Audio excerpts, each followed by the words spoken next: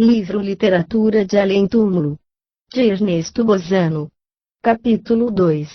Passo a analisar um segundo caso do mesmo gênero, o qual se deu na Itália, há vários anos.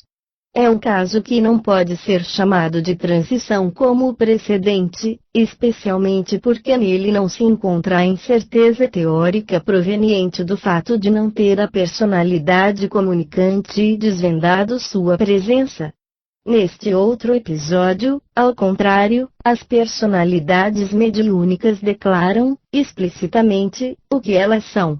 Infelizmente, no ponto de vista demonstrativo, as modalidades nas quais se produzem aqui os ditados mediúnicos faltam em tal medida que isto suscita perplexidades muito mais fortes que as do caso precedente. O professor Francisco Scaramuza era diretor da Academia de Belas Artes de Parma, onde ensinava pintura, arte na qual atingira notável excelência. Faltava-lhe, todavia, cultura literária, dado o fato de ter deixado de frequentar a escola na idade de 14 anos a fim de ganhar a vida. Durante a sua mocidade, ocupou-se, por muito tempo, de experiências de magnetismo animal, que praticara com sucesso. Tornou-se espiritista quando já atingira uma idade bastante avançada e, aos 64 anos, as faculdades de médium escrevente nele se manifestaram, mas durante apenas 3 anos, 1867 a 1869. Durante esse curto espaço de tempo, escreveu, com vertiginosa rapidez, enorme quantidade de obras poéticas de todas as espécies.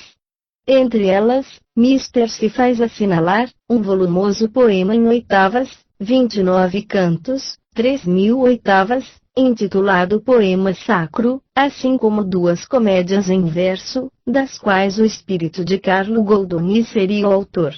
Essas comédias são vivas, brilhantes, muito bem concebidas e finamente urdidas, com todo o sabor da arte goldoniana, ou seja, Goldoni é considerado um dos pais da comédia moderna e deve parte de sua fama também às obras em língua veneziana. Outro tanto, porém, não se poderia dizer do poema sacro, que foi ditado pelo espírito do grande poeta Ludovico Ariosto. Trata-se, nesse poema, de assuntos muito elevados, tais como a natureza de Deus, a gênese do universo, a criação dos sóis e dos mundos, a origem da vida cósmica, os fins da vida, os destinos do espírito individualizado graças à passagem pela vida da carne. Encontram-se, aqui e acolá, imagens magníficas, compreensíveis, grandiosas, mas quase sempre expressas em linguagem pobre e em versos fracos e vulgares. Os conceitos cosmogônicos, ou seja, os que falam da origem do universo e os mitos de origem contam como o mundo foi modificado, que aí se encontram parecem racionais e aceitáveis, eles se elevam, por vezes, a uma real altura filosófica, por exemplo, quando tratam da imanência de Deus no universo, revelando-se aos mortais sob a forma de movimento e quando se analisam o tempo e o espaço. Atributos de Deus, pois que eles são infinitos como Deus o é, o que, passando de uma dedução a outra, leva a personalidade mediúnica comunicante a tender para uma concepção idêntica à hipótese do éter Deus. Experimenta-se quase um sentimento de tristeza, vendo-se que pensamentos filosoficamente sublimes são expressos em versos tão banais e sob uma forma tão vulgar. Entretanto, os versos são justos e fáceis, as rimas quase sempre espontâneas, o que revela uma familiaridade indiscutível com a técnica do verso por parte da entidade que se comunicava. Esta se lastima, muitas vezes, de que o seu médium revista as ideias que ele transmite sob uma forma poética descuidada, observando, porém, que não o pode impedir.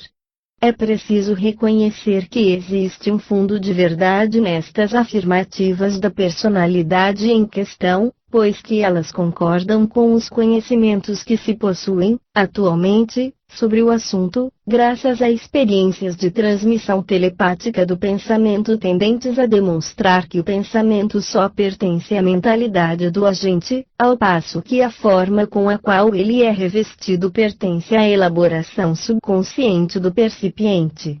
É então necessário deduzir daí que, se, como acontece neste caso, o médium é um homem desprovido de cultura literária, ele só poderia expressar de forma empobrecida as ideias que lhe seriam transmitidas, telepaticamente, pela personalidade mediúnica de quem provém a comunicação. É o que se pode invocar, em favor da origem estranha ao médium, desse poema sacro. Se ele nos surpreende, isto se deve à elevação filosófica de algumas de suas partes, porém, com relação à identificação pessoal do suposto espírito que se comunicava, é preciso reconhecer que aí nada se encontra que seja de molde a reforçar, diretamente, a presunção de que possa, efetivamente, tratar-se de Ariosto, salvo a beleza de algumas imagens, ainda que estejam constantemente empanadas pela vulgaridade da forma.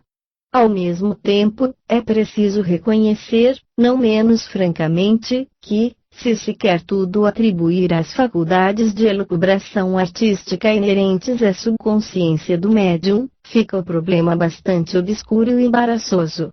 De fato, o médium não só não tinha cultura literária, como nada conhecia de ciência e filosofia. Donde brotaria, então, a inspiração grandiosa de certas partes de seu sistema cosmogônico?